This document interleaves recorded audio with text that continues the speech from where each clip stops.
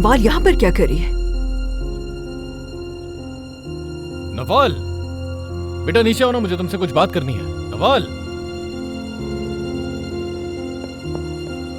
नवाल रुको ना, मुझे बात करनी है। कुछ भी कहने की जरूरत अरे नहीं मेरा है। वो मतलब नहीं था। तो फिर क्या मतलब था? आप देखो, मैं तो सिर्फ हुमैरा को अपनी बुराइयां बता रहा था। इसका हरगिज ये मतलब नहीं कि मैं तुम्हें रखना नहीं चाहता, बिल्कुल चाहता हूँ। अब मुझे कहानियां मत सुनाए। मैं सही सोचती थी शुरू में कि आपसे दूर रहना चाहिए, किसी बेवकूफ की तरह। मुझे भी लगता था मेरे ख्वाब सच होंगे, लेकिन ऐसा नहीं है। हर यतीम की तरह मैंने भी यही सोचा था।